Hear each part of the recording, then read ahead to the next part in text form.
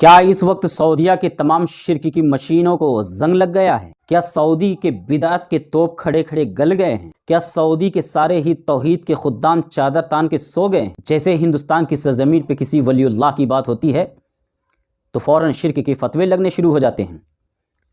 جب رسول اللہ کی بارگاہ میں کھڑا ہو کے کوئی یا نبی سلام علیکہ پڑھتا ہے تو اس کی رگے توحید پھڑپھڑانے لگتی ہے۔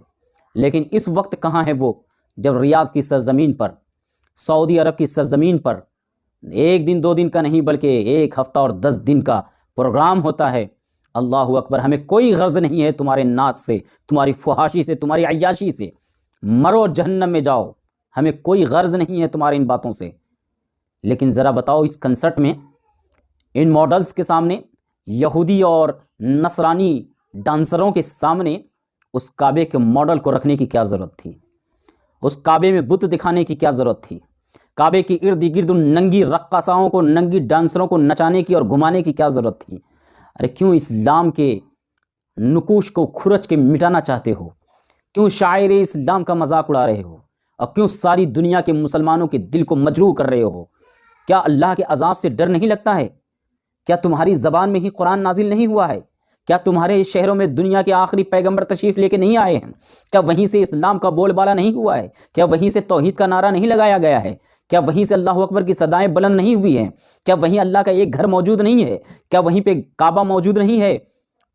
کہیں اسی سرزمین پہ میرے رسول کا جسد خاکی جلواگر نہیں ہے اور تمہیں ذرہ برابر بھی شرم و حیا نہیں ہے کہ مسلمانوں کے دلوں کو مجروح کرتے ہو ایسے ڈانسروں اور ایسے گانے والیوں کے سامنے میں کعبے کا ماڈلز رکھ کر کے؟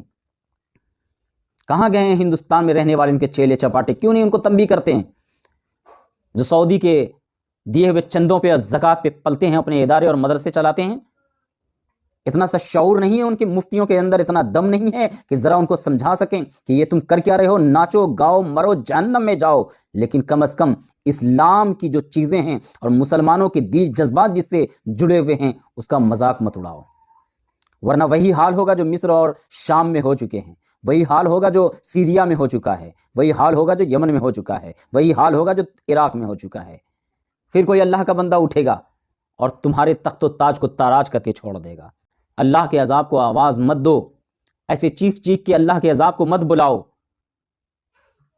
قرآن پاک میں اس شہر مقدس کی تعریف کی گئی ہے، وہ سرزمین حجاز کی سرزمین کہلاتی ہے۔ ارے اس حجاز کی سرزمین پہ جب ریل کے انجن نے زور سے آواز کی تھی تو خلیفہ عبدالحمید نے اس انجن کو بند کروا دیا تھا ہمیشہ کے لیے کہ تم رسول اللہ کے شہر میں آواز کرتے ہو۔ کیا تمہاری سرزمین کو، چاہے وہ ریاض ہو چاہے جدہ ہو، کیا وہ مسلمانوں سے اس کے جذبات متعلق نہیں ہیں؟ یا دنیا کی کسی بھی جگہ میں اگر اسلامی شعائر کو اس طرح دکھایا جائے گا تو اس کا کیا معنی مطلب ہو سکتا ہے؟ خدا کی پناہ ہے، اللہ سے توبہ کرو اور دنیا میں کوئی بھی اس کا چیلا چپاٹا جو اس کے چندوں پہ مدرسہ چلانے والے ہیں ان تک پہنچے تو باتوں کو پہنچاؤ، اپنی ذمہ داری کو سمجھو۔ اللہ رب العزت ہم سب کو سمجھ عطا فرمائے، ورنہ قیامت آنے میں دیر نہیں لگے گی۔ دعا میں یاد رکھیے دوستو۔ السلام علیکم ورحمۃ اللہ وبرکاتہ۔